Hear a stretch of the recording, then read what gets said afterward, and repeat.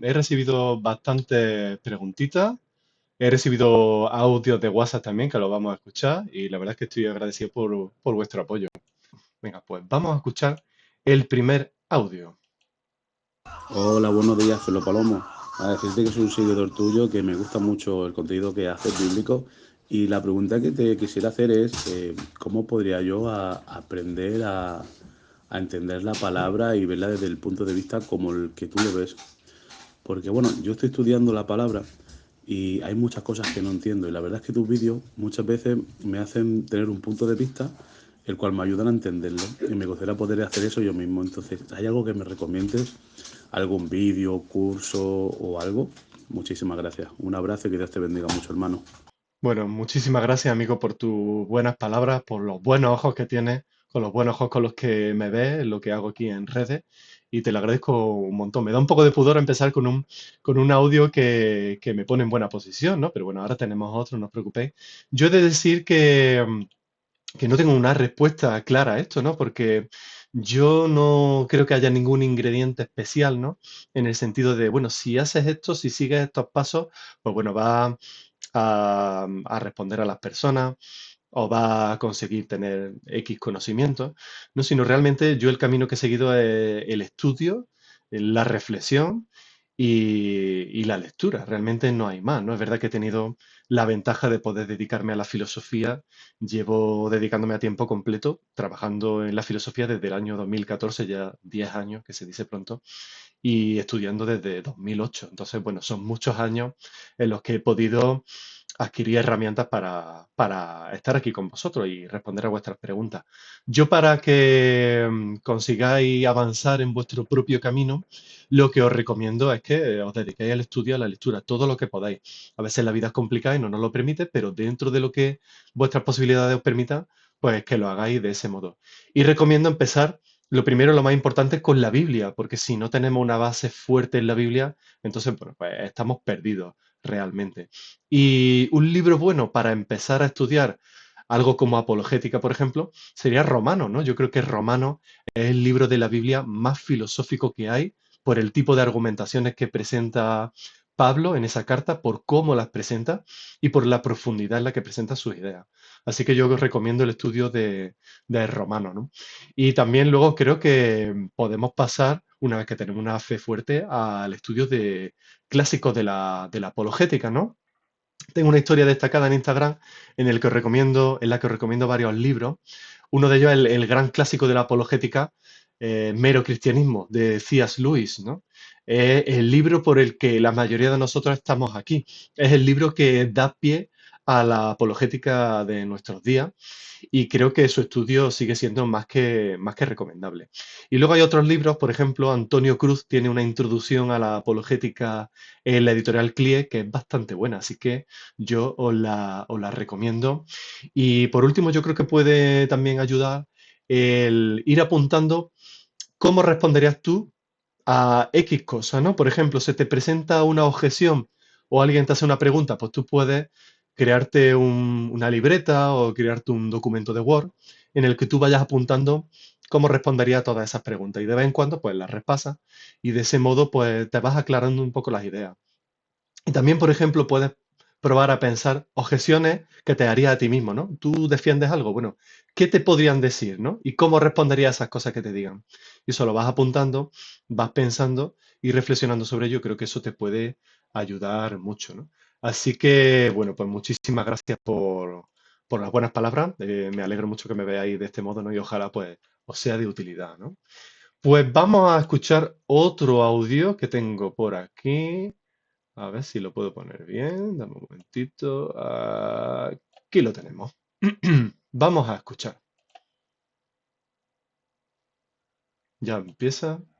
Hola, ¿qué tal? Soy Miguel de Perú y mi consulta es acerca de el pasaje de la hechicera de Endor. Eh, ¿Cuál es tu opinión al respecto sobre la figura de Samuel ante Saúl? ¿Realmente fue Samuel quien se apareció ante Saúl en ese momento o simplemente fue alguna especie de demonio o espectro que utilizó el enemigo para engañar a Saúl. Gracias. Bendiciones. Este es un tema muy interesante, ¿no? El pasaje del Primera de Samuel, en el que Saúl invoca a Samuel, ¿no? Precisamente. Es muy interesante porque se trata de posiblemente el primer caso de espiritismo del que tenemos datos, ¿no? O al menos del primer caso de espiritismo fiable del que tenemos datos. ¿Realmente Saúl vio a Samuel? Bueno, nos encontramos ante un momento en el que Saúl, ya sabéis que fue el primer rey del que habla el Antiguo Testamento, el primer rey de Israel. Saúl había perdido el favor de Dios. Saúl pedía que Dios le hablase y no lo conseguía. Dios no le hablaba por la desobediencia que Saúl había tenido anteriormente. Así que Saúl, en un momento de desesperación, lo que se le ocurre es oculto, se oculta, se tapa para que nadie le vea, que va a acudir a una bruja, ¿no? La que se llama la bruja de Endor, y le pide que por favor le ponga en contacto con Samuel, que Samuel ya ha muerto. Entonces, claro, no lo puede consultar, pero él tiene la esperanza de poder consultarle, ¿no? Entonces, en este pasaje se dice que incluso la hechicera se sorprende, se espanta porque aparece Samuel. Yo creo que esto es muy importante, el hecho de que la misma bruja se espantase, se asustase, porque ni siquiera ella misma esperaba lo que iba a ocurrir. Y es que, según el texto, pues se ve la figura de Samuel. Ahora bien, ¿era realmente Samuel que venía de los muertos? Bueno, pues tenemos que no era Samuel. ¿Por qué? Porque la Biblia dice claramente que no se puede volver de la tierra de los muertos, por llamarla de algún modo, que el que está muerto no puede volver a la tierra a hablar con los demás. No hay absolutamente ninguna indicación de que sea de ese modo y todos los textos bíblicos nos invitan a pensar lo contrario. Entonces, ¿qué ocurrió aquí? ¿Es que la Biblia está equivocada o qué pasa, no? Pues no, no es que la Biblia esté equivocada en este caso, sino que realmente los estudiosos llegan al consenso de que esta figura de Samuel no era Samuel, sino que era un espíritu demoníaco, era un demonio que había tomado forma de Samuel para engañar a Saúl. Y bueno, pues no deberías de ser muy habitual porque, como digo, hasta esta misma bruja se espantó, ¿no? Así que pensad que cualquier aparición de este tipo, hay días en los que escuchamos gente que habla con los muertos, en temas de espiritistas y este tipo de cuestiones, ninguna aparición es fruto de que una persona muerta haya vuelto a la vida. Ningún mensaje audible o no audible puede ser de una persona muerta que nos hable a nosotros los que estamos vivos. Eso no puede ocurrir de ninguna de las maneras. Más bien estamos hablando o de un engaño por parte de estas personas, de estos mediums, de estas brujas, etcétera, o de un acto demoníaco que puede ocurrir, ¿por qué no? Así que bueno, en este caso hay que responder que no, no se trata de Samuel, pero sin duda una cuestión muy interesante que ha dado mucho que hablar, ¿no? Así que quería responder a esta cuestión. Te agradezco, Miguel, Miguel de Perú, tu pregunta. Y vamos a responder otras que tengo por aquí, que en este caso son escritas, y luego vamos a pasar a las preguntas que me habéis pasado también por Instagram, ¿vale? Voy a responder primero a las de WhatsApp y luego voy a responder a las de Instagram. Esta pregunta, ¿vale? Voy a poner esto aquí un poco más bonito. A ver, perdonad un segundito. Tenemos aquí una pregunta a través de WhatsApp que dice lo siguiente. Una persona cristiana que se ha suicidado, ¿puede ser salva? ¿Por qué? Muy buena pregunta, porque es un caso que se suele hablar en el ámbito cristiano sobre qué pasa con las personas que cometen suicidio, que se quitan la vida. Bueno, normalmente, tradicionalmente, se ha dicho, y lo habréis escuchado, que puesto que la vida no nos pertenece a los seres humanos, sino que es un regalo de Dios, cuando uno se quita la vida, está atentando contra ese regalo de Dios, ¿no? Y está pecando, y por lo tanto, ese pecado significa que como no has podido arrepentirte de ese pecado, pues simplemente irás al infierno. Yo se lo he escuchado en varias ocasiones, pero hay que decir que es erróneo, porque cuando uno se hace cristiano, cuando uno acepta el regalo de la salvación es un regalo que nos da Dios, digamos que La salvación no se pierde simplemente por el pecar, porque los seres humanos estamos pecando continuamente. Y podemos pensar en casos distintos al suicidio, ¿no? Imaginas que yo miento a mi madre, por ejemplo, y de repente, antes de pedirle perdón a mi madre, reconocer mi error y arrepentirme de ese pecado, pues me atropella un coche, por ejemplo. Como no me he arrepentido de ese pecado, ¿significa que ya no soy salvo? Bueno, pues no, porque Jesús murió por nuestros pecados pasados, presentes y futuros. Eso significa que si yo me muero sin pedir perdón por ese pecado, yo seguiré siendo salvo. Así que podemos adaptar este ejemplo al ejemplo del suicidio. Cuando uno comete suicidio, si uno es verdaderamente creyente, no tiene por qué ir al infierno. Entonces diréis, bueno, ¿y entonces por qué te suicidas si eres un verdadero creyente? Bueno, aquí habría que acudir a los psicólogos que tienen más respuestas que yo, pero hasta donde yo sé, una persona puede quitarse la vida por distintos motivos. Uno de ellos puede ser por enfermedad mental, por un momento de estrés muy grande, por ejemplo, en el que uno pierde la razón. Pensad, por ejemplo, en la crisis del 33 en Estados Unidos, ¿no? Cuando la gente lo perdía todo en un segundo y en un momento de estrés inaudito, pues decidían quitarse la vida, ¿no? Desgraciadamente. Bueno, pues en estos casos, digamos que, bueno, se podría dar el caso de que una persona creyente pues cometa un suicidio de ese modo, pierda la razón totalmente y siga siendo salva, ¿no? Bueno, siempre que hablamos de estas cosas, recordad, por favor, bueno, que si alguno tiene necesidad, que acuda a un psicólogo, por favor, porque son cuestiones muy serias y no se deben de obviar, ¿vale? Una cuestión muy importante y una pregunta muy interesante. Así que muchas gracias por hacer esa pregunta. Tenemos más preguntas por aquí, por ejemplo, esta la tengo que ampliar. No, así se ve. Yo creo que así se ve estupendamente. A ver, aquí en Instagram la voy a ampliar un poquito para que se vea bien. Así. Esta es una pregunta, pues, que me ha llamado mucho la atención. No sé cómo lo veis, ¿no? Porque me pregunta esta persona, ¿el amor hacia una persona o esposa debe tener límite? La pregunta surge porque un hermano dice que un cristiano no puede hacer afirmaciones como te entrego mi corazón, ya que hay personas o canciones que lo dicen y por ello es malo. Bueno, pues aquí esta es una cuestión interesante, ¿no? Porque debe tener límite nuestro amor hacia nuestra esposa. Bueno, tened en cuenta que hay un versículo de Efesios 5:28, lo voy a leer ahora mismo, dice, asimismo, el esposo debe amar a su esposa como a su propio cuerpo. El que ama a su esposa se ama a sí mismo. Así que yo creo que en este sentido no hay que poner un límite, digamos, no hay ningún punto de amor en el que ya esté mal amar tanto a tu esposa que lo estés haciendo mal, ¿no?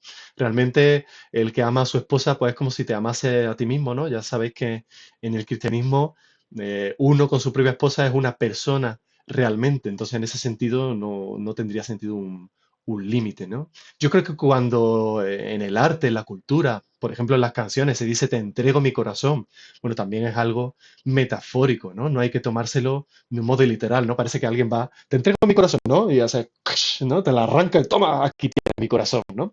Bueno, no, pues no, hombre, estamos hablando metafóricamente, ¿no? Entonces yo en ese sentido creo que no hay que preocuparse.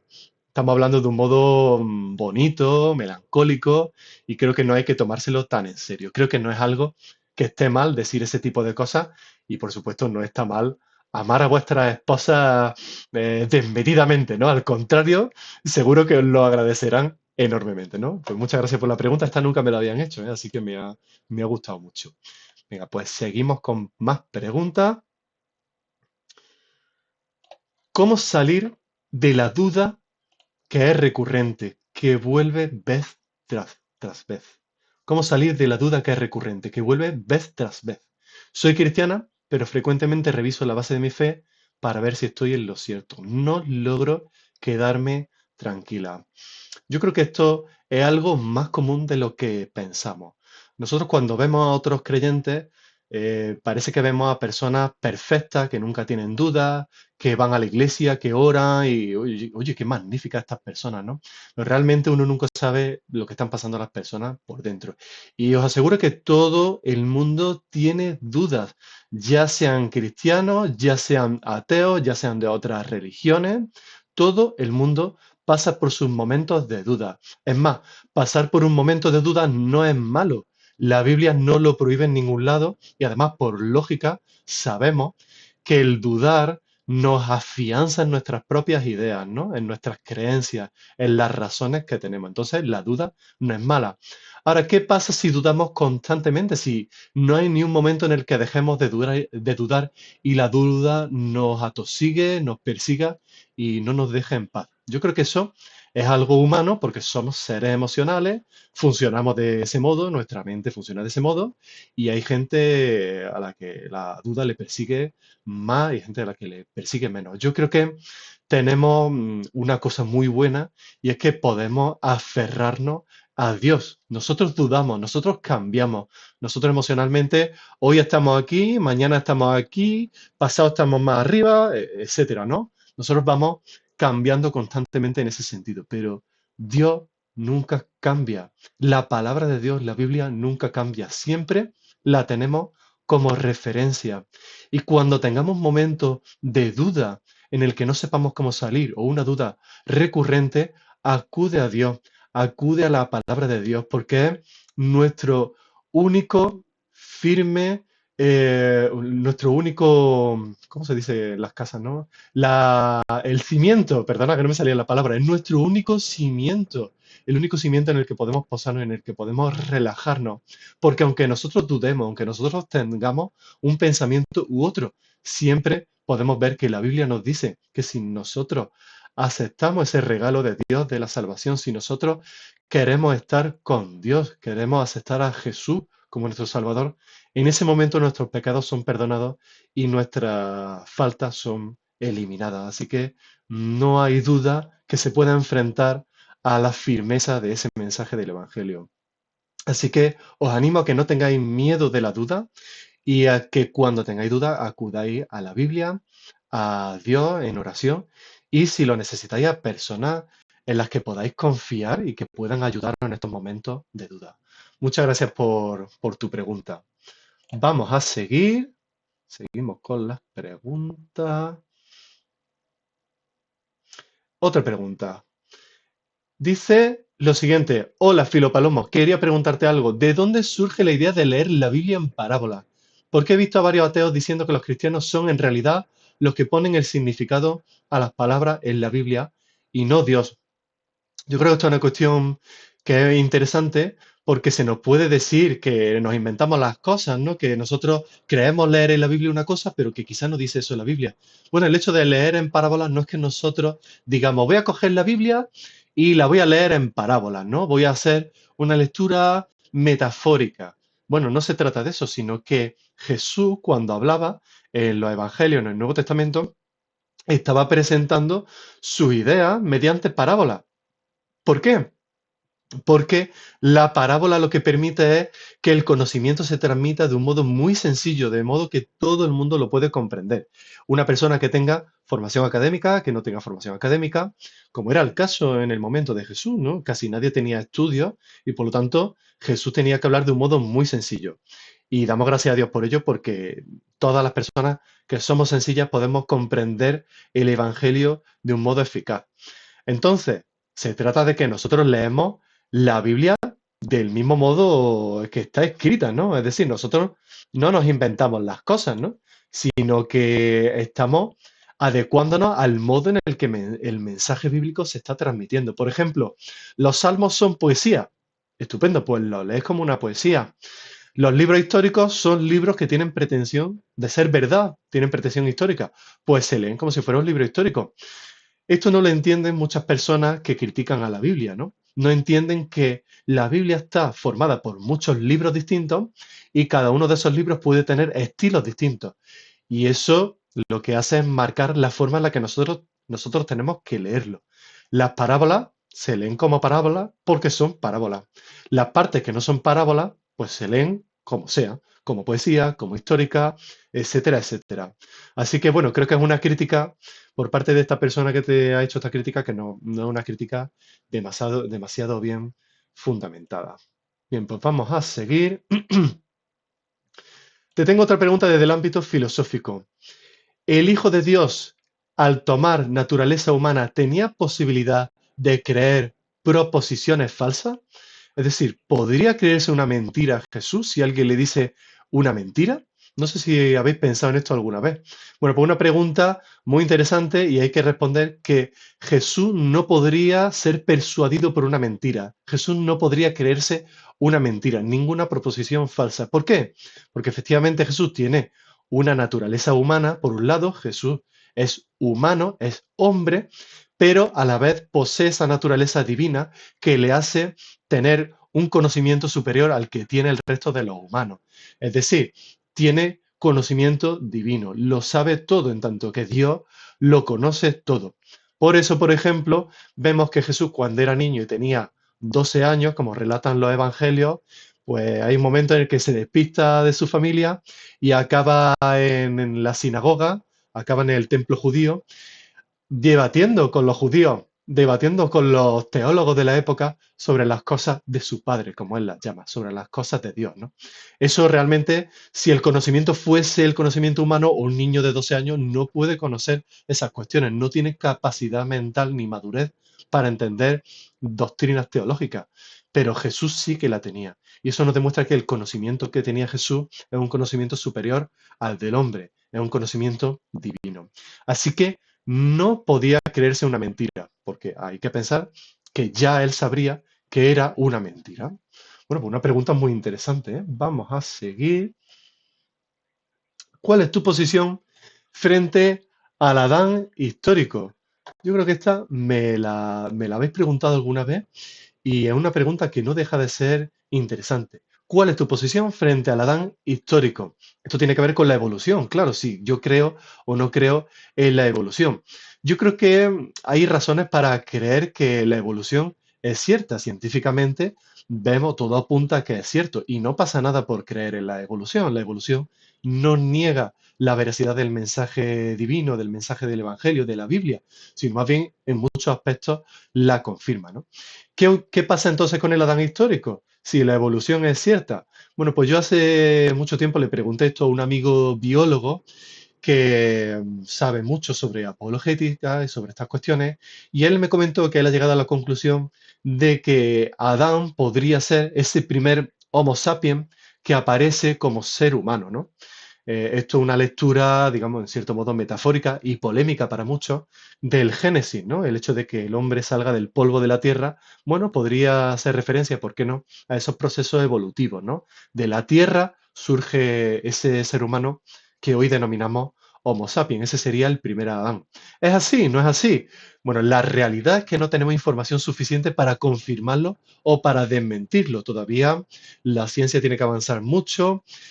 Habría, para demostrar que la teoría de la evolución es 100% cierta, tendría que aparecer el eslabón perdido, que no ha aparecido todavía. O sea, hay mucho que avanzar todavía. Pero pensar que sí es cierto no desmiente el mensaje bíblico de ningún modo, y el Adán histórico podría seguir siendo ese Adán histórico que comprendemos los cristianos. No sé si habéis pensado en esta cuestión alguna vez, pero yo creo que es muy interesante. Vamos a seguir leyendo preguntas. Voy a ampliar aquí esto un poquito. Hago así. Y también aquí un poquito, un segundo. Así que se vea. Me voy a tapar mi cara en Instagram y en TikTok, pero bueno, yo creo que hago así un poquito para que me veáis. Dice, esta cuestión, esta pregunta. La afirmación, ¿hay orden en el universo?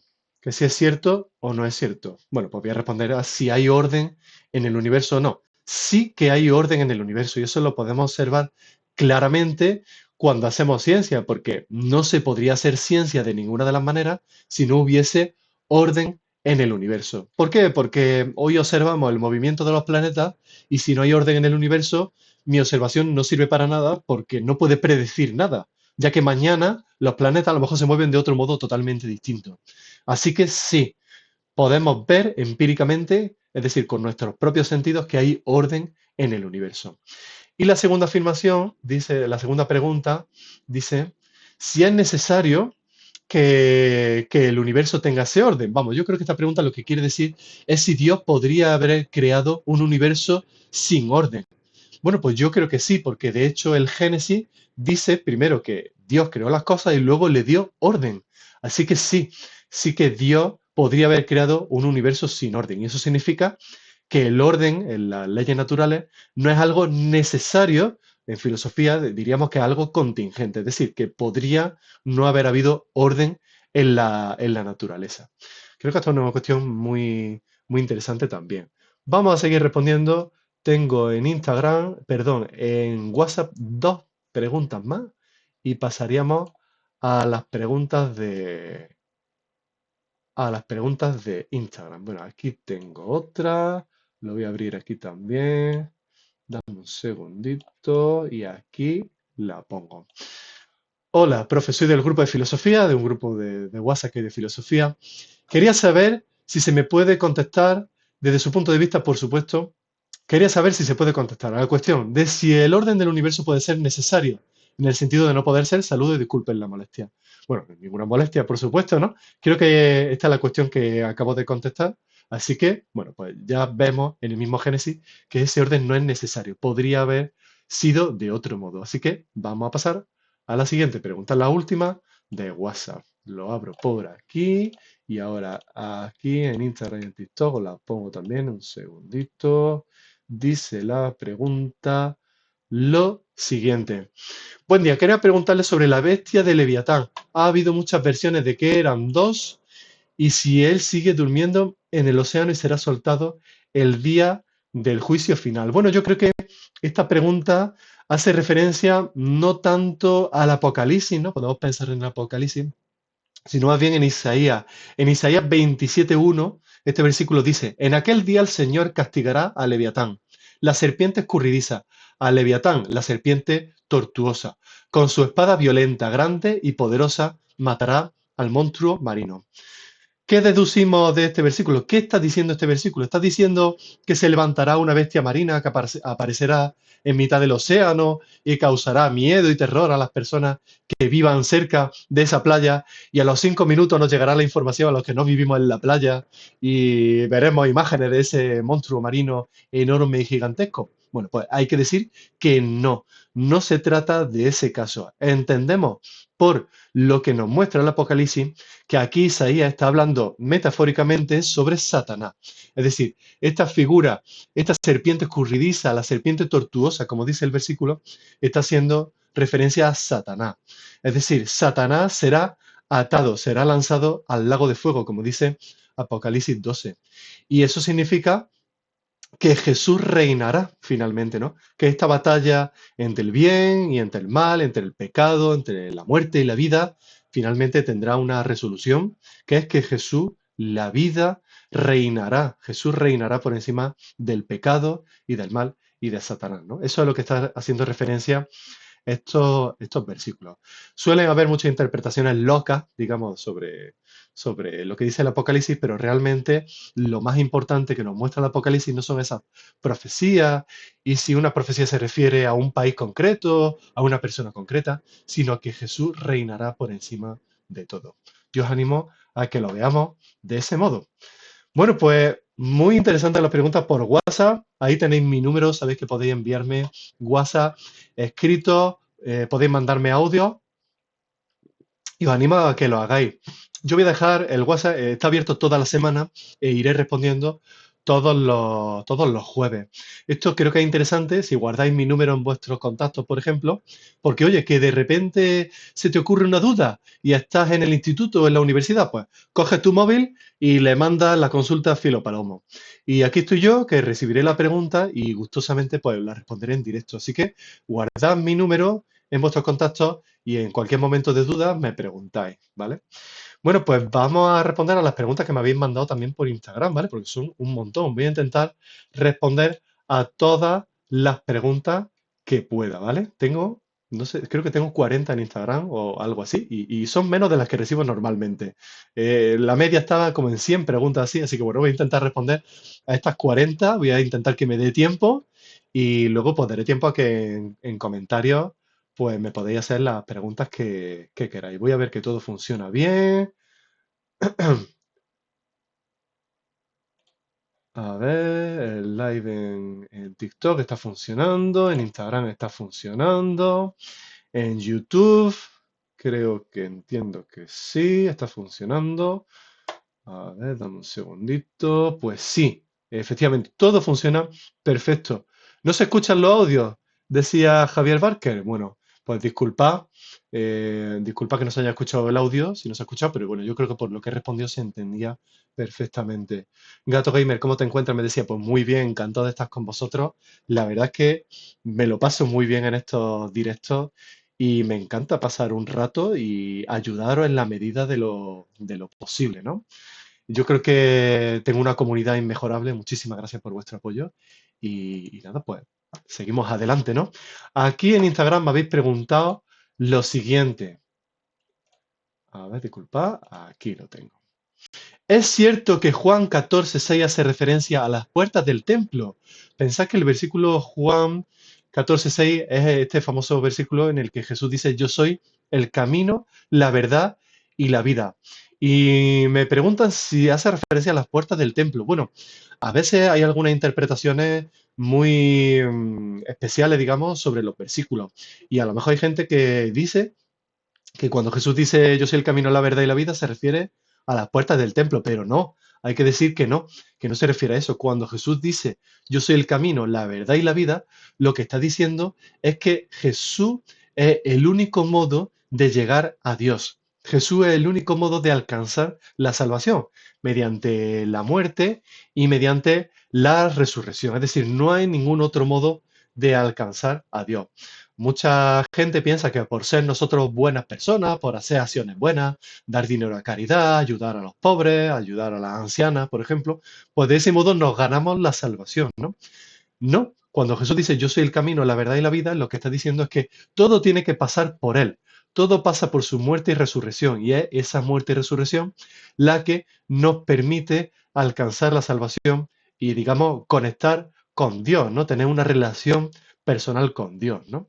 Así que eso es a lo que se refiere ese versículo, no se refiere a las puertas del templo. Pero nunca me habían hecho esta pregunta y me resulta interesante, así que os lo agradezco. Vamos a pasar a la siguiente.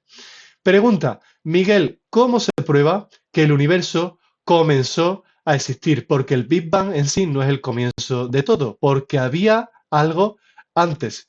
Bueno, pues esta otra cuestión que tiene que ver, en este caso, con la ciencia. ¿Cómo se prueba que el universo comenzó a existir? Bueno, pues muy sencillo. Con nuestros propios sentidos, científicamente, observando el universo, vemos que todo lo que existe tiene una causa.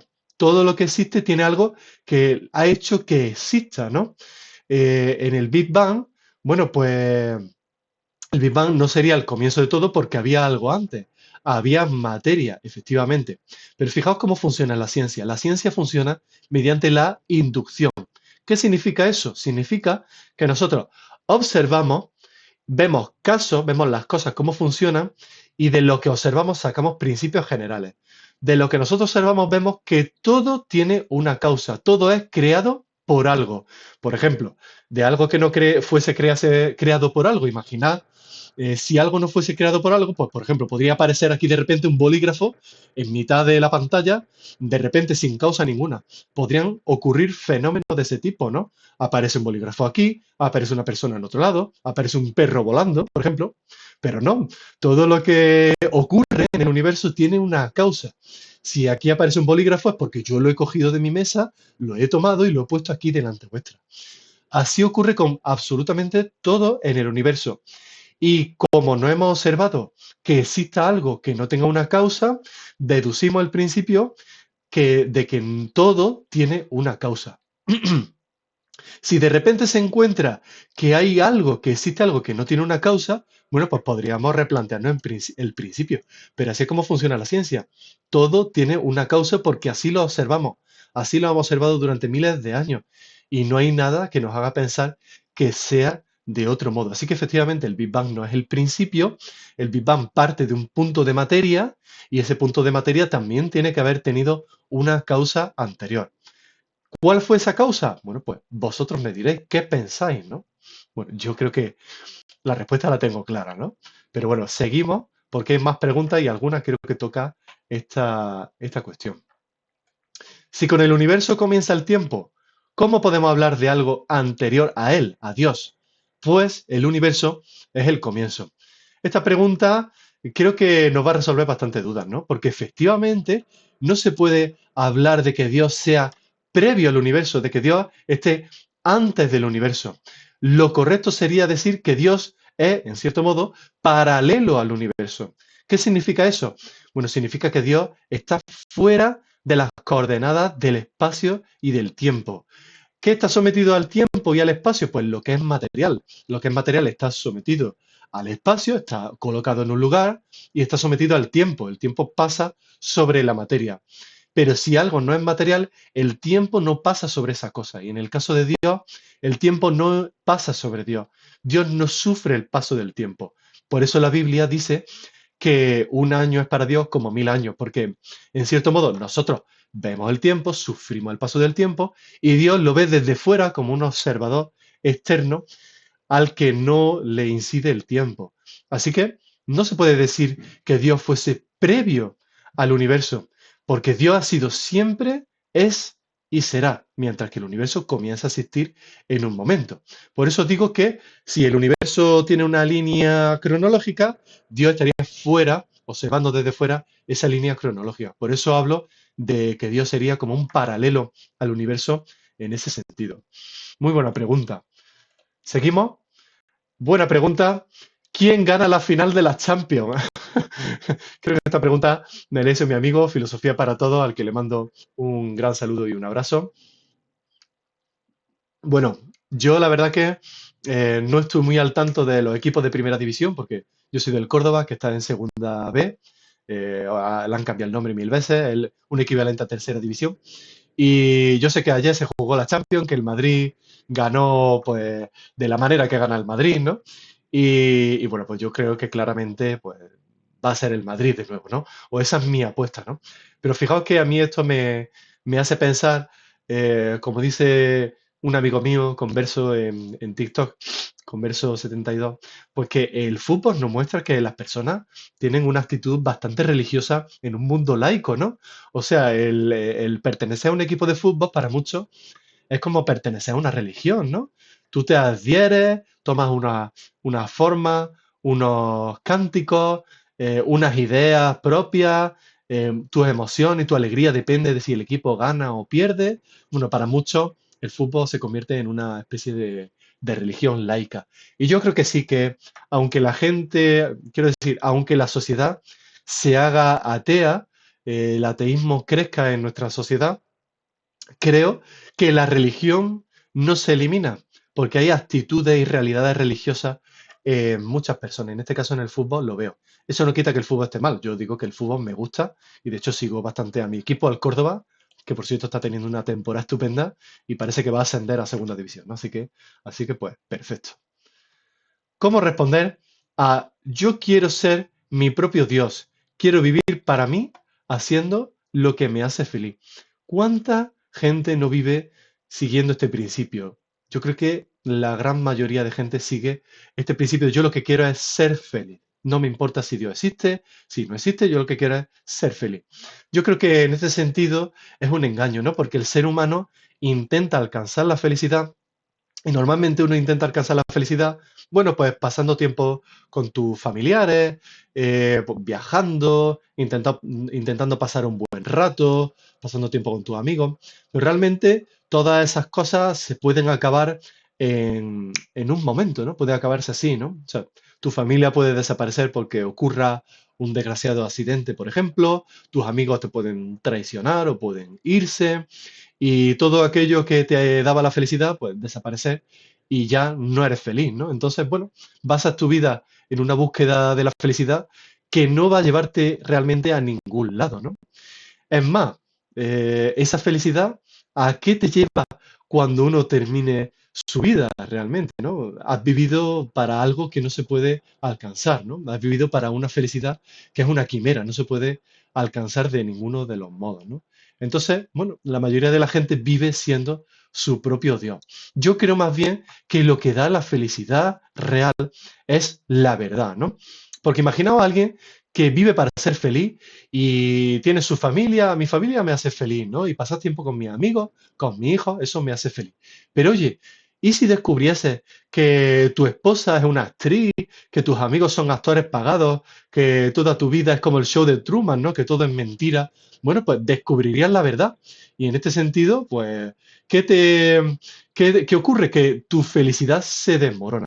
Yo creo que la verdad es lo que te puede hacer feliz, el descubrir cómo son las cosas realmente, ¿no? Si tú estás viviendo una mentira y descubres la verdad, pues tu felicidad se desmorona del todo. Pero si buscas la verdad desde el principio, la verdad es lo que te puede hacer alcanzar la felicidad. Al menos es el modo en el que yo lo veo. ¿Cómo lo veis vosotros? Espero que lo veáis de ese modo y si no, bueno, pues me decís porque hay que respetar todas las opiniones, ¿no? Bien, seguimos. ¿Arrianismo o calvinismo? Bueno, esta es una pregunta que me habéis hecho bastante y que yo a veces evito responderla, pero hoy no quería evitar responderla porque es una pregunta que nos puede llevar a discusiones que creo que no llevan a ningún lado, ¿no? Es decir, nosotros tenemos la Biblia y si yo tengo que elegir, yo elijo la Biblia, elijo el Evangelio. El escoger el arrianismo, el calvinismo, son elecciones de doctrinas secundarias y son discusiones que son humanas en ese sentido, ¿no? Hay otras cosas que a los cristianos nos une que son mucho más importantes que escoger el arrianismo o el calvinismo. Ahora bien, yo creo que filosóficamente y teológicamente hay problemas para aceptar algunas posiciones de Calvino como la doble predestinación, ¿no? El hecho de que no solamente Dios nos escoja como salvos, sino que además el ser humano no puede negar la salvación, no puede elegir rechazar la salvación, no puede apostatar, ¿no? Yo creo que es complicado aceptar eso filosóficamente, ¿no? El arrianismo sí habla de que el ser humano tiene libertad de elección. Yo personalmente creo que ese argumento se sostiene mejor, pero no significa que yo sea arriano, porque si yo me identifico en alguna de estas escuelas me estoy equivocando. Yo creo que cuando nos identificamos con escuelas que no son bíblicas, sino que son humanas, que son posteriores, estamos identificándonos con algo que es extra bíblico en este sentido, ¿no? ¿Qué ocurre entonces? Porque son discusiones legítimas. Bueno, pues yo creo que la Biblia no responde a todas las dudas que tenemos, ¿no? Como decía una amiga hace poco, la Biblia no está para satisfacer todas nuestras curiosidades. Hay algunas cuestiones que responde clara y evidentemente, pero hay otras dudas que no están claramente resueltas. Hay argumentos en la Biblia a favor del calvinismo y en contra del calvinismo, a favor del arrianismo y en contra del arrianismo. Entonces, ¿qué hacemos? Bueno, pues yo creo que en estos puntos se puede elegir una doctrina secundaria, como son estas cuestiones, pero hay que reconocer que podríamos estar equivocados. Yo creo que esa es la posición más honesta ante estos problemas. Así lo veo yo al menos. Seguimos. ¿Por qué no eres católico? Esto me lo preguntáis mucho. Y bueno, no me importa contestar, por supuesto. Yo tengo muy claro por qué no soy católico y lo digo con todo el respeto del mundo, porque cada uno será lo que quiera, ¿no? Pero yo no encuentro razones suficientes para equiparar la verdad de la Biblia con el magisterio de la Iglesia y con la tradición de la Iglesia, que es el magisterio de la Iglesia en la historia, ¿no? Por ejemplo, lo que han dicho los papas, lo que han dicho los concilios en el pasado, etcétera. ¿Por qué? Porque yo veo muy claro que la Biblia no cambia. La Biblia la tenemos y la seguimos estudiando millones de años, perdón, miles de años después, pero la doctrina de la Iglesia, el magisterio de la Iglesia, sí que cambia. Por ejemplo, pues el Concilio Vaticano I, muy polémicamente, introduce la infalibilidad papal, pero se discute mucho, muchísimo. Y hasta que no lo confirma el Concilio Vaticano II, hay muchas dudas, ¿no? Entonces, ¿qué pasa con esto? Que antes del Concilio Vaticano I el Papa sí era falible y después del Concilio Vaticano I y el segundo ya es claramente infalible. O el Papa es infalible o no es infalible, ¿no? Pero no puede ser que las verdades de Dios cambien en el tiempo, ¿no? No puede ser que primero sea una cosa y luego sea otra. Entonces yo personalmente creo que son contradicciones doctrinales y a mí eso me confirma en el mensaje de los primeros cristianos, que es lo que busca el protestantismo, y, y me confirma en mi protestantismo, ¿no? Por eso no soy católico, pero de nuevo mi respeto, si vosotros elegís ser católicos, yo no soy nadie para decir lo que tengáis que pensar. Cada uno debe escoger la Biblia, leerla y estudiarla por sí mismo. Esa es mi visión respecto a estas cosas. Seguimos. Si Dios ya sabe quién será salvo, ¿por qué esforzarme? ¿Cómo respondería a este argumento? Bueno, qué cuestión más interesante, porque claro, muchas personas dicen, bueno, es que como Dios ya sabe, Dios ya me ha escogido si soy salvo o no, ¿para qué voy a esforzarme? ¿Para qué voy a hacer cosas buenas, cosas malas? ¿Para qué voy a orar? ¿Para qué voy a predicar? Pues realmente esta cuestión, creo, este argumento lo que muestra es que no hemos comprendido del todo el mensaje bíblico, ¿no? Porque eh, nosotros no podemos saber a quién escoge Dios, digamos. Si es que Dios está escogiendo activamente, como diría el calvinismo, a las personas que son salvas, ¿no? Uno tiene que preocuparse por lo que uno puede realizar, por lo que uno puede controlar. Entonces, nuestro llamado es la gran comisión, que es predicar el Evangelio y hacer discípulos. Y eso es lo que tenemos que hacer, independientemente de que Dios escoja a ser salvo, a unas personas sí, a otras no, etcétera. Y yo creo que Pablo tiene la clave en esos versículos de 2 de Timoteo 4, 4:17, si no recuerdo mal, en el que habla de que él ha terminado la carrera, ha corrido, ha luchado la buena batalla y ha terminado la carrera. Eso quiere decir que ha permanecido en la fe. Y eso es lo que nos demuestra si una persona ha sido creyente o no, o al menos una gran muestra que nos dice si alguien es creyente o no. Aquella persona que durante todas las complicaciones que surgen en la vida se mantiene en la fe, es capaz de correr la carrera y terminar victoriosamente esa carrera, ¿no? Así que yo creo que debemos de enfocarnos en lo que nosotros controlamos y no poner excusas porque Dios haga una cosa u otra, ¿no? Nosotros enfoquémonos en buscar a Dios con nuestro corazón honestamente y en cumplir esa gran comisión, ¿no? Porque es algo bueno. Bueno, pues seguimos con las preguntas. Si la Biblia tiene copia de otras culturas paganas, ¿cómo se puede demostrar que Dios se reveló? Esto es una creencia muy extendida, ¿no? La idea de que la Biblia se ha copiado de otras culturas, concretamente de culturas paganas. Podemos pensar en el ejemplo del manuscrito de Gilgamesh, que habla de que hubo un diluvio que arrasó con todo, y bueno, básicamente un relato similar al del arca de Noé que vemos en el Génesis. Y para muchos vemos ahí muestras de que la Biblia se ha copiado de otros libros, ha cogido de aquí, ha cogido de allá y ha hecho bueno, una mezcla bueno, que muestra que eso no puede ser verdadero porque ha cogido un sitio y de otro. Bueno, pues para nada es así, porque en el caso, por ejemplo, de la epopeya de Gilgamesh, de este manuscrito que tiene varios miles de años de antigüedad, lo que muestra es que si algo ocurrió, como un diluvio, por ejemplo, pues lo más normal es que varias culturas hablen de ello, ¿no? O sea, poneos en la situación, ¿no? Hay un diluvio enorme, hay un diluvio enorme que arrasa con todo, que quita de en medio animales, plantas y personas, por supuesto. Bueno, ¿solamente una cultura habla de ello? ¿Si ocurrió realmente? ¿Qué tiene más sentido? ¿Que solo una cultura hable de ello o que muchas culturas distintas narren esta situación, narren este diluvio?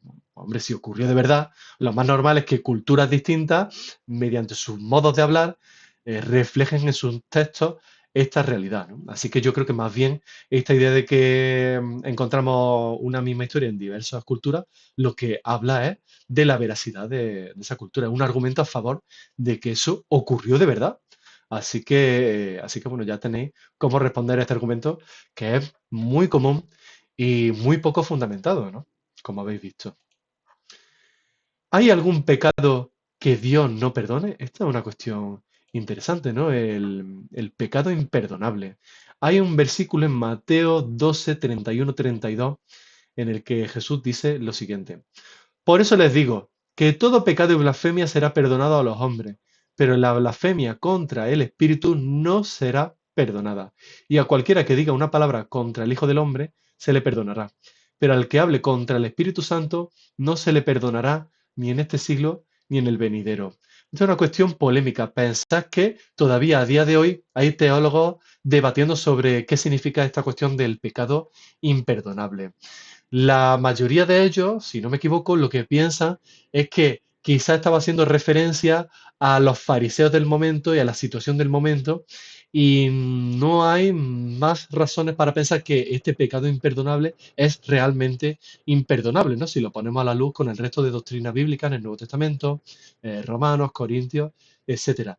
Esto es lo que piensan muchos teólogos. Yo no tengo una posición formada todavía con esto. Necesito estudiar más esta cuestión, pero os traigo qué es lo que piensa la gente que se ha dedicado a estudiar esto, que es posible que Jesús se estuviese refiriendo a los fariseos en un momento, en un contexto muy concreto. ¿Por qué pensamos esto? Muchas personas. ¿Por qué muchos piensan esto? Porque hay personas que han podido blasfemar contra Dios, contra el Espíritu Santo, y luego rehacer sus vidas, modificar su forma de pensar y volverse a Dios y llevar una vida de cristianos honestos de corazón. Bueno, no hay motivos para pensar que esa persona no vaya a ser salva, salvo este versículo que carece de otro sustento dentro de la misma Biblia. Entonces, bueno, hay debates sobre esto, ¿vale? ¿Es imperdonable? ¿No es imperdonable? Bueno, pues hay que seguir estudiando. Yo os animo a que vosotros también estudiéis y busquéis estas cuestiones y así entre todos podamos llegar a una conclusión clara. ¿Por qué es absurda la idea de las infinitas causas? Bueno, yo creo que esto lo he contestado en cierto modo esta pregunta la he contestado antes, pero vamos a retomarla porque se pueden decir muchas más cosas. Ya hemos visto claramente que observando con nuestros ojos vemos que todo tiene una causa. Y si tú tienes que explicar de dónde provienen las cosas y acudes a la idea de las causas infinitas, tú no estás dando una explicación a de dónde provienen las cosas. Más bien lo que estás haciendo es retrasar el problema, ¿no? Es decir, el problema no está en esta causa, sino en la siguiente, la siguiente, la siguiente, la siguiente. Pero como está yendo hasta el infinito, pues nunca llegará a explicar cómo son las cosas y de dónde provienen las cosas. Ese es el absurdo de la regresión al infinito al explicar las causas. Os voy a poner un ejemplo que ponía el filósofo Leibniz, al que, como sabéis, yo admiro mucho y leo mucho.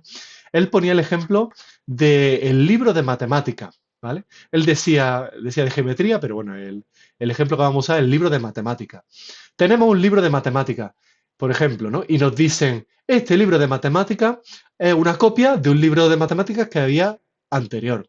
Y ese libro es una copia de otro libro de matemáticas anterior. Y es una copia de otro libro anterior, anterior, anterior, anterior, anterior, anterior. Bueno, si pensamos que puede haber infinitos libros de matemáticas, pues a uno le queda la duda, ¿de dónde proviene ese libro de matemáticas? ¿Cómo puede explicar matemáticas ese libro? No tiene sentido, ¿no? Tiene que haber un libro originario de matemáticas que funde a los demás, que sea la causa de los demás. Es una analogía para intentar comprender por qué es absurda la regresión al infinito de las causas. ¿Por qué no se puede explicar las cosas hasta el infinito? Sino que necesitamos un punto primero, un origen. Muy buena pregunta esta siempre y me encanta que la hagáis, ¿eh? El argumento moral es una falacia ad consequentiam, al decir que si Dios no existiría. Una pregunta, la vamos a leer bien. El argumento moral es una falacia ad consecuencia. Al decir que si Dios no existiría, los valores tampoco. Vamos a ver. El argumento moral no es una falacia cuando se dice que si Dios no existe, los valores no existirían. A ver, hay que hacer una separación, ¿no? Los valores pueden existir si Dios no existe. Sí. Unos valores consensuados por la sociedad. Consensuados, por ejemplo, entre vosotros y yo. Consensuados en una cultura en un momento concreto. Todos estamos de acuerdo en que, por ejemplo, quitarle la vida a un niño, por ejemplo, es algo que está mal. ¿Por qué pensamos que está mal? Bueno, yo creo que es porque tenemos unos principios éticos superiores a nosotros a los que podemos hacer referencia, que vienen marcados por Dios, ¿no? Pero si no es de ese modo, significa que los valores no pueden ser absolutos. ¿Qué significa eso? Que el que yo diga está mal matar, sería algo que hemos consensuado nosotros, pero que quizá en el futuro podría estar bien, o quizá en el pasado podría estar bien, o quizá para otra cultura ellos pueden llegar al consenso de que eso podría estar bien. Entonces, si no hay Dios, no puede haber valores absolutos. Todos los valores son consensuados. Y eso nos lleva a un problema muy importante que es, por ejemplo, yo no puedo, no podríamos decir que matar a un niño está mal siempre y en todas las culturas, sino que tenemos que hacer referencia solo a nuestra cultura en nuestro momento concreto. Y es muy difícil defender eso. De hecho, creo que yo no me he encontrado ningún ateo que defienda que eso está mal solo en una cultura concreta, ¿no? Así que, bueno, pues ahí queda la respuesta. Seguimos. Decir que eres ateo y que crees en la ciencia es contradictorio con Dios. Bueno, pues aquí esta pregunta puede tener un poco de trampa, ¿no? Pero yo voy a decir que sí, que llegamos a una contradicción. Efectivamente, si uno es ateo y cree en la ciencia, puede llegar a una contradicción. ¿Por qué? Porque normalmente el ateo que cree en la ciencia, y normalmente lo ponen en esos términos, ¿no? El ateo que cree en la ciencia suele apoyar la teoría de la evolución y la teoría de la evolución es la que ha desarrollado nuestro cerebro. Gracias a nuestro cerebro llegamos a la conclusión de la ciencia es verdadera, Dios no existe, etcétera. Aquí podemos llegar a un problema. ¿Por qué? Porque a la evolución no le importa la verdad de las cosas. La evolución no se mueve, no avanza en base a la verdad, sino que avanza, se mueve en base a la supervivencia de las especies. ¿Qué significa eso? Pues que quizás nuestro cerebro ha sido desarrollado para pensar que estamos alcanzando verdades, pero es simplemente un mecanismo para que la especie sobreviva. De modo que viviríamos engañados. No hay forma lógica de superar esa cuestión, y eso lo explicó muy bien Thomas Nagel, que es un filósofo ateo, en su libro La mente y el cosmos. Es un argumento muy fuerte que todavía no ha sido rebatido de un modo filosófico, lógico y mucho menos científico hasta el día de hoy. Así que podemos llegar a una contradicción. ¿Por qué? Porque esa misma razón que te ha dado la evolución te está sirviendo para negar que hay una verdad. Por lo tanto, esa razón que tienes, ese cerebro que tienes, no te apunta a ninguna verdad. Por lo tanto, no puedes conocer la verdad. ¿Entendéis? La ciencia se supone que apunta a la verdad de las cosas. Así que puedes incurrir en una contradicción si crees en la ciencia siendo ateo. La mayoría de ellos no son conscientes de ello o lo niegan, ¿no? Es el caso que yo me encuentro mayoritariamente. Ya me diréis cuál es vuestro caso. Bueno, pues vamos a seguir respondiendo preguntas. Creo que tenemos tiempo para responder alguna más. Por ejemplo, pregunta, ¿en una religión basada en un libro puede haber fallo? Esto es una cuestión también bastante interesante, ¿no? Porque pensad que mucha gente piensa que como la Biblia es la base del cristianismo y es un libro, bueno, pues puede haber fallos en la redacción del libro, en la transmisión de la información, etcétera, etcétera. Pero yo lo veo al contrario. Yo veo que el hecho de que Dios se revele en la Biblia muestra que Dios es un Dios que es como lo está diciendo el mensaje del Evangelio, ¿no? Un Dios humilde que es capaz de bajarse, digamos, a los códigos humanos. ¿En qué sentido? Bueno, imaginad que Dios, en vez de revelarse en un libro, se revelase mediante símbolos en el espacio, por ejemplo, ¿no? En el cielo de noche, por ejemplo, ¿no? Bueno, pues uno ve esos símbolos y puede decir, ¿qué significará eso, no? Porque no tengo ni idea. Claro, si uno no conoce el lenguaje divino, uno no puede acceder a esa información que Dios le estaría dando, ¿no? Pues Dios lo que hace es revelarse en un libro mediante el lenguaje humano, utilizando a los mismos humanos, dando un mismo mensaje a lo largo de la historia, utilizando muchas personas de distintas culturas, pero cuyo mensaje, cuyos libros, lo que hacen es formar una unidad orgánica, que es la Biblia, ¿no? Yo creo que puede haber fallos. Bueno, puede haber fallos de interpretación. Antes hemos hablado del calvinismo, el arrianismo. Puede haber fallos, pero realmente el mensaje que se transmite mediante la Biblia no es falible. Es un mensaje que es transmitido por Dios. Así que no puede haber fallo. Y el hecho de que sea transmitido mediante un libro, en lugar de ir en contra de la veracidad del cristianismo, lo que hace es apoyarlo.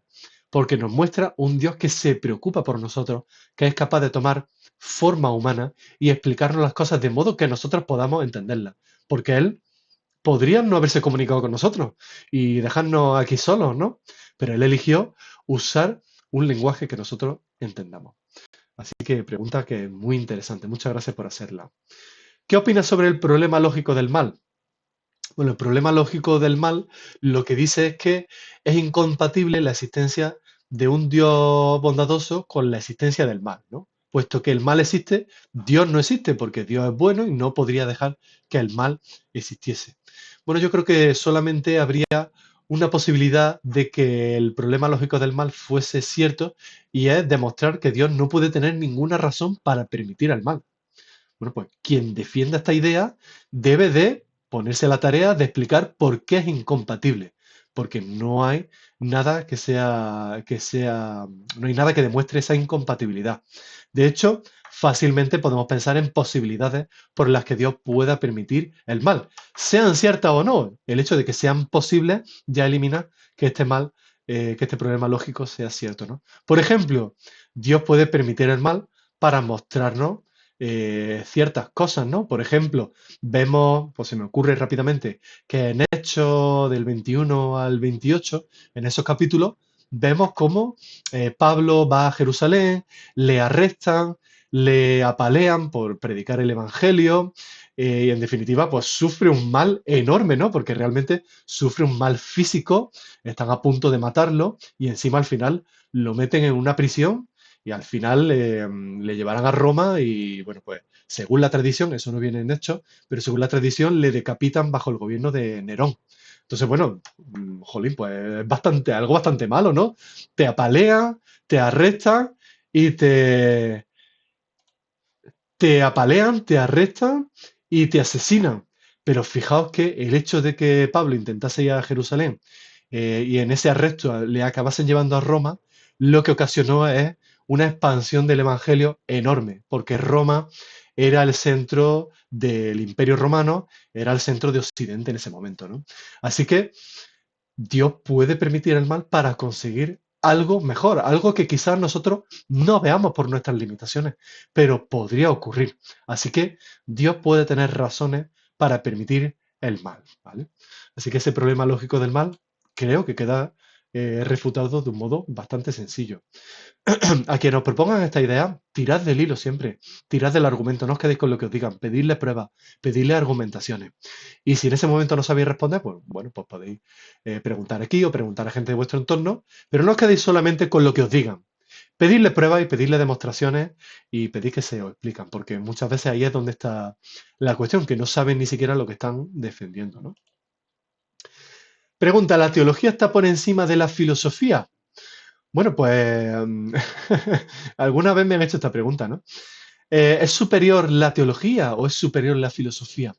Yo realmente creo que no es superior ni la teología ni la filosofía, sino que realmente están complementadas, se complementan. Y en cierto modo, la teología es filosofía porque la teología se vale de argumentos que se presentan lógicamente, por lo tanto eso es filosofía.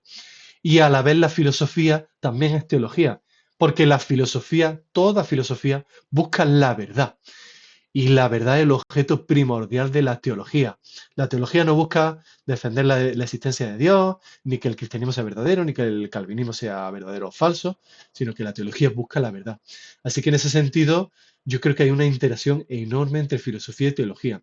Incluso entre filosofía que no sea religiosa, ¿no? Porque toda la filosofía busca cuál es la verdad. Aunque una filosofía intenta establecer que no hay verdad ninguna, en esa afirmación ya pretendes que haya verdad. La verdad sería que no hay verdad, pero ya hay un tipo de verdad, ¿no? Así que en ese sentido yo creo que toda teología es filosofía y toda filosofía es teología. No hay modo de separarla, en mi opinión. Una cuestión muy interesante. Seguimos. ¿Qué respondo si me dicen que nosotros somos los que le damos significado a los números y a la información? Imagino que esta cuestión viene de cuando hemos hablado de que las matemáticas son realidades trascendentales, no son realidades materiales, la información es trascendental también, es decir, la información no se puede tocar, simplemente la información nos la transmitimos mediante símbolos que nos permiten acoger esa información, ¿no? Y esto es para defender que existen cosas trascendentales, que no todo es material. Y imagino que a esta persona le habrán dicho, bueno, ¿qué respondo si me dicen que nosotros somos los que le damos significado a estas cosas? Vamos, básicamente que nos inventamos los números y la información. Bueno, ciertamente los árabes inventaron los números en la forma de el sistema numerario que utilizamos todavía hoy. Luego lo acogieron los cristianos, los científicos cristianos, y a día de hoy nosotros lo utilizamos, ¿no? Pero nosotros no somos los que inventamos que la realidad física se pueda describir matemáticamente. Es muy distinto, porque eso lo que nos muestra es que hay un orden en la naturaleza que se puede expresar racionalmente, que se puede explicar mediante un orden lógico. Y eso, por lo tanto, es una muestra de que hay un orden y, por lo tanto, hay algo o alguien que ha debido de dar orden en la naturaleza. Eso no lo podemos inventar. Y en la información ocurre algo similar. En la naturaleza vemos información que no es generada por los seres humanos. Por ejemplo, uno va por el campo y ve huellas en el barro. Bueno, pues eso no me lo invento yo. La naturaleza me está dando información de que ha pasado un animal por ahí. Esa información no es inventada por el ser humano, nosotros la observamos. La misma naturaleza y el orden de la naturaleza nos transmite información.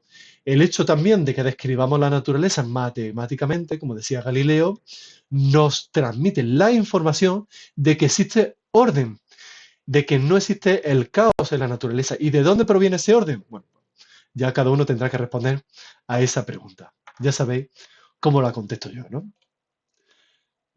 ¿Seguimos? Pues no, chicos, creo que hemos llegado a la última pregunta.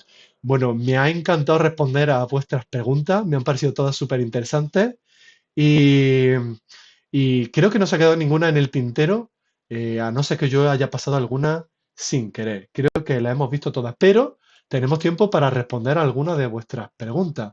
Tenemos un espacio, tenemos en Instagram, por ejemplo. Manuel pregunta, no sé si es una pregunta de ahora o de ese tiempo, pero me aparece aquí en el chat. ¿Dios instituyó el matrimonio? Contraste con la cultura actual. Bueno, Dios instituyó el matrimonio. Creo que una pregunta de ese tiempo se me había quedado el chat aquí en el pasado, digamos. Lo estoy volviendo ahora, muy bien. Pero la respondemos igualmente. Pues sí, la unión matrimonial es instituida en la Biblia por Dios, claro. ¿Por qué? Porque lo que representa es la unión de dos personas como un solo ser, ¿no? Y la relación entre ese matrimonio y Dios también está reflejada también, por ejemplo, en cómo Jesús se relaciona con la iglesia, ¿no? Así que en ese sentido sí que debemos responder que sí, que es una institución que, que ha sido creada por Dios. A ver. Más preguntas. ¿Cómo se debe de interpretar Primera de Timoteo 6:20? Bueno, pues lo vamos a buscar ahora mismo. Richard, que dice Filo, agradecido por responder mis preguntas. Bueno, el agradecido soy yo, te lo digo yo desde ya, Richard, por las preguntas que me enviáis, porque son todas súper interesantes y nos permite tener estos ratos de charla en los que yo me lo paso estupendamente. Espero que vosotros también, ¿no? Así que gracias a ti, Richard, y a todos los que habéis enviado preguntas. Primera de Timoteo 6:20, venga, pues aquí tengo la Biblia, vamos a ella, vamos a ver qué dice. Primera de Timoteo, aquí lo tengo, 6:20. Dice lo siguiente. Timoteo, este es Pablo hablando, ¿vale? Timoteo, cuida bien lo que se te ha confiado. Evita las discusiones profanas e inútiles y los argumentos de la falsa ciencia. ¿A qué se refiere con la ciencia, no? Richard, no es que diga que la ciencia sea falsa. La palabra ciencia en este momento se refiere no a lo que entendemos por ciencia a día de hoy, a la ciencia moderna, ciencia contemporánea, sino que se refiere a todo tipo de conocimiento. Entonces, en el momento en el que se está estableciendo la iglesia primitiva, hay muchas discusiones, por ejemplo, aparecen corrientes gnósticas, aparecen corrientes que afirman que la resurrección es imposible, aparecen corrientes judaizantes que dicen que hay que todavía contemplar la ley y cumplirla. Entonces, yo creo qué es ese tipo de ciencia a lo que se está refiriendo, ese tipo de conocimiento, ese tipo de corrientes filosóficas de pensamiento en el momento, que lo que hacían era confundir a los primeros cristianos y dividir a los cristianos. Por eso dice, ay, que he perdido la cita, aquí, 1 Timoteo 6:20, aquí lo tengo. Por eso dice, cuida bien lo que se te ha confiado, es decir, la palabra del Evangelio, ¿no? Cuida bien ese precioso mensaje del Evangelio. Evita las discusiones profanas e inútiles. Igual puede ocurrir con lo que decíamos antes del arrianismo, calvinismo, etcétera. Bueno, tenemos que centrarnos en lo importante que es el mensaje del Evangelio y esas doctrinas secundarias no son tan importantes. Entonces, hay que evitar caer en ese tipo de discusiones que son inútiles y que nos dividen realmente, ¿no? Así lo veo yo, ¿no? Así que muchas gracias por tu pregunta, Richard. No sé si hay más preguntas. ¿Tenéis más preguntas? A ver, por aquí, por Instagram, por Twitch. Bueno, pues creo que había otra aquí en YouTube. ¿Cuál es el origen de la Biblia? Bueno, pues la Biblia es escrita por, como sabéis, la Biblia no es un libro. La Biblia es una colección de libros en la que encontramos muchos textos que son escritos por diferentes personas de diferentes culturas a lo largo de miles de años. Y lo maravilloso de esto es que el mensaje congenia totalmente, homogéneamente personas de culturas muy distintas que lo que hacen es presentar en conjunto una unidad orgánica que tiene un sentido total en la conjunción de todos los textos bíblicos y que si le quitas alguno, algo de la doctrina se pierde. Bueno, yo creo que es maravilloso y desde luego no hay para nada ningún otro ejemplo en la historia similar al caso de la Biblia. El resto de textos o son escritos por una sola persona o difieren en cuanto a las doctrinas, por lo tanto no hay ningún otro caso en la Biblia. El origen de la Biblia es el hecho de que la Biblia, estos libros van apareciendo a lo largo de la historia, van siendo escritos en base a vivencias de las personas, pues por ejemplo, las personas, Moisés, por ejemplo, ¿no? Las personas que están con Moisés, pues van escribiendo lo que vivieron con Moisés. Y la generación que es testigo de ese texto, de la escritura de ese texto, la sigue, primero se transmite oralmente, luego se transcribe, y esas generaciones que han sido testigos lo transmiten como un texto veraz, y durante las generaciones se siguen transmitiendo como un texto veraz también cuando se pone por escrito. Entonces, eso ocurre con todos los textos bíblicos a lo largo del tiempo, hasta que llega un momento en el que nos hemos dado cuenta mediante generaciones que estos textos bíblicos son los que tienen inspiración bíblica, que son vivencias de personas de testigos oculares. Por lo tanto, llega un momento en el que los cristianos se unen para decir, oye, vamos a decir oficialmente, para que quede claro para todas las culturas de todos los momentos, que esto es un texto fiable, es un texto veraz doctrinalmente, ¿no? Y entonces ese es el momento en el que aparece no la Biblia, sino el canon bíblico, ¿vale? Hay varios concilios a lo largo de la historia y hay debates sobre algunos textos. Por ejemplo, los judíos debatían sobre el libro de Esther, por ejemplo, que es un libro que habla sobre la historia del pueblo judío, pero no tanto sobre Dios, aunque bueno, hay estudios que nos muestran que sí es importante para el canon bíblico, ¿no? En fin, esto lo digo para que sepáis que hay un carácter humano a la hora de formar ese canon, pero ese carácter humano no está en la escritura de los libros que conforman la Biblia, ni en las vivencias que tienen las personas, el conjunto de personas que son testigos de milagros, por ejemplo. Ahí no hay carácter humano, sino que claramente son hechos que ocurrieron en la historia. Bueno, ¿qué os parece? Estoy encantado de haber estado con vosotros, de poder compartir este tiempo con vosotros y con vosotras. Me lo he pasado estupendamente y espero que sea de utilidad. ¿Está bien que un cristiano escuche música del mundo? Ya por la última pregunta que me dice a Inés que en Instagram. Bueno, yo creo que no está mal escuchar música, lo que llaman música del mundo, ¿no? Lo que está mal es escuchar cosas que te puedan dañar, ¿no? Pues si escuchas música que está constantemente hablando de sexo, de droga, bueno, pues hay gente que es muy sensible a esas cosas, pues no la escuches, no escuches esas cosas y te puede afectar anímicamente, ¿no? Pero yo entiendo que a veces el arte, pues se expresa de ese modo y no está mal, no está objetivamente mal, sino que cada uno, según la fe esté esas cosas, pues sí que puede decir, oye, esto no me conviene, ¿no? Hay personas que son muy sensibles al cine de terror, por ejemplo. No veas cine de terror. Ahora, si te gusta mucho el cine y tú quieres ver una película de terror, yo creo que estrictamente no está mal, no está prohibido por la Biblia. Aquí hay mucha diversión de opiniones, ¿no? Así que no pasaría nada si no estáis de acuerdo, ¿vale? Aquí esto sí que es una doctrina secundaria y no está reflejada literalmente de ese modo en la Biblia.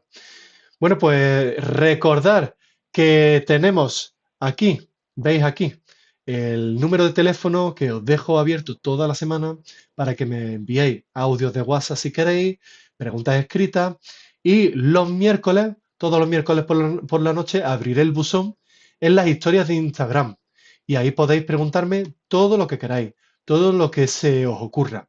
Y yo el jueves, pues lo respondo en directo. Si os gustan estos directos, pues seguiremos haciéndolo. Que veo que no os gusta, o que me decís el filo palomo, vamos a volver a lo de antes. Pues bueno, pues os respondo a través de la historia de Instagram y sin problema. Lo que pasa es que cuando respondo en historias tengo que ser más selectivo porque no tengo tiempo de responder a todas. Aquí, el directo así en vivo me permite responder mejor. Así que bueno, pues ya me decís qué preferís. Muchísimas gracias por estar aquí, muchísimas gracias por vuestro apoyo, por vuestras preguntas, por vuestros comentarios, por ver mis vídeos, por compartirlos. La verdad es que me apoyáis muchísimo siempre y me sorprende enormemente vuestro apoyo y bueno, por vuestras buenas palabras que me enviáis siempre por privado y por comentarios. La verdad es que humildemente digo que no soy digno de vuestras buenas palabras. Creo que aquí nos ayudamos entre todos y aprendo mucho también de vosotros. Así que mil gracias. Nos vemos en los directos y nos vemos en TikTok, en Instagram, en Twitch, en YouTube. Así que chao, chao y estamos en contacto. Muchas gracias.